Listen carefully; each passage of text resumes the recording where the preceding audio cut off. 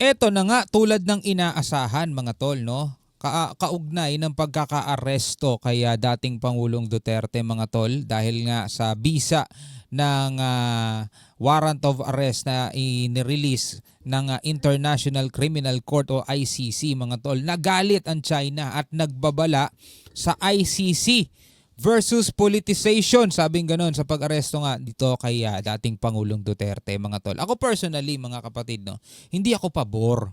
No, hindi ako pabor doon sa pagkakaaresto kay dating Pangulong Duterte na gamit ang ICC mga tol kasi nga dapat wala na silang jurisdiction sa atin dahil tumiwalag tayo. Pero since nga ito ipinadaan sa Interpol, nautakan nila no si Duterte. Pero mga tol, ano kasi, alam mo yun, parang natapakan, no? Para sa akin lang naman parang natapakan kasi yung ano natin judiciary natin dito mga tol At iba ang lumilitis ngayon no ng kaso sa kanya. Well, ganun din naman nangyayari sa ibang bansa kaya wala na rin tayong magagawa diyan.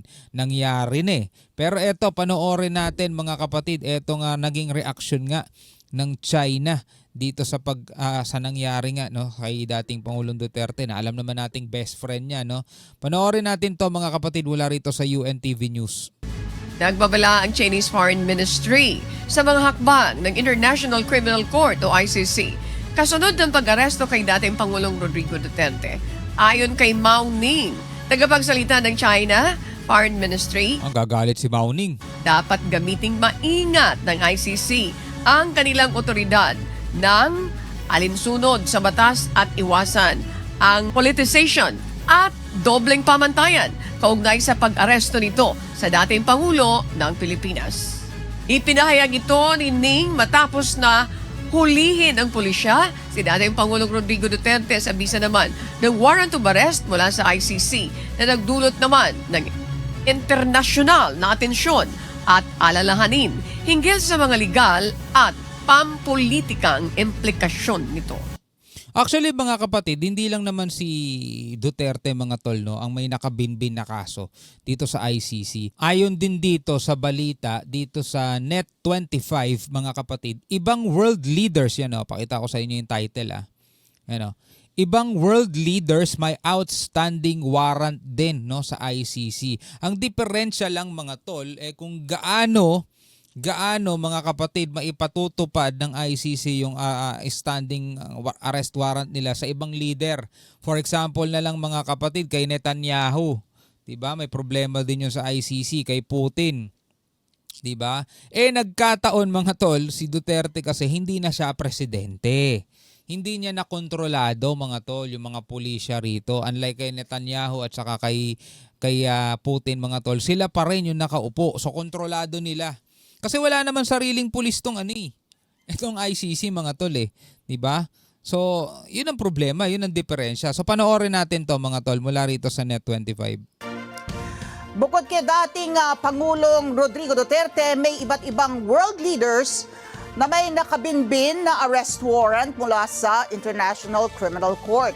At sa gitna nito, nihag naman ni Solicitor General Menardo Guevara na nasa kamay pa rin ng gobyerno ang desisyon kung makikipagtulungan o hindi sa ICC. Weng de la Fuente sa balitang yan. Ikinagulat ng marami ang pag-aresto kay dating Pangulong Rodrigo Duterte paglapag niya kaninang umaga sa NAIA Terminal 3 mula sa Hong Kong. Ang pag-aresto ay sa bisa ng warrant of arrest na ipinalabas ng International Criminal Court o ICC laban sa dating Pangulo dahil sa kasong crime against humanity bunsod ng madugong war on drugs ng kaniyang administrasyon. Maliban kay dating Pangulong Duterte, ilang world leaders din ang nahaharap sa kaso at may outstanding warrant of arrest mula sa ICC. Kabilang dito si Russian President Vladimir Putin, Israeli Prime Minister Benjamin Netanyahu at Israel Defense Minister Yoav Gallant. Ang problema nga lang mga tol, 'di ba? Tulad nga nung sinabi ko kanina, etong mga world leaders na to, leader pa rin talaga. Ibig sabihin nakaupo pa rin sila sa kanilang pwesto, 'di ba? Wala naman kasing sariling pulis nga etong ICC. So sino huhuli? Dito kay Netanyahu at saka kay Putin. 'Di ba? Unlike mga kapatid dito kay dating Pangulong Duterte mga tol, wala na siya sa posisyon. Isa na lang siyang civilian sa ngayon. Hindi niya nahawak ang mga sundalo, hindi niya nahawak ang PNP. 'Di ba? So ibang gobyerno na ngayon kasi mga tol ang nandirito sa Pilipinas. Tapos ito pa problema, hindi niya pa ka-close. Hindi niya pa ka-body, 'di ba? Kahaway niya pa. Ano na mangyayari mga tol? Talagang ganyan. Ilan sa mga inaresto sa ilalim ng ICC warrant sina dating Sudan President Omar al-Bashir at ang anak ni dating Libyan President Muammar Gaddafi na si Saif al-Islam Gaddafi. Sa ilalim ng Rome Statute, naitatag ang ICC noong 2002 at nakabase sa The Hague, Netherlands. Layo nito na usigin ang mga individual na sangkot sa mga kaso gaya ng war crimes, crimes against humanity, genocide at crime of aggression. Bahagi ng kampanya ng ICC ang pag-iimbestiga sa pamamagitan ng Office of the Prosecutor nito. Sinasabing last resort ang ICC na mamamagitan kung ang isang pamahalaan ay hindi kumikilos o hindi kayang usigin ang mga inaakusahang individual. Marso 17 taong 2019, nang opisyal na iurong ng Pilipinas ang suporta nito at membership sa ICC. Dahil 'Di ba? Sabing ganun, last resort ang ICC kung ang sarili nating judiciary o hindi kumikilos o walang kakayanan mga kapatid para usigin ang nasasakdal kumbaga. Ang yun na nga ang nangyayari at yun na nga ang ipinapakita dito sa nangyari mga tol. Hindi kaya ng ating judicial system mga tol. Kaya talagang ICC na ang kumilos. So 'di ba parang alam mo yon, parang napakahina talaga, no? ay hindi kumikilos o hindi kayang usigin ang mga inaakusahang individual. O yun, no? Hindi kayang kumilos o hindi kayang usigin. No? So hindi kaya ng ating judiciary, yun ang lumalabas. Kaya nga noon pa man, sinasabi ko na, di ba?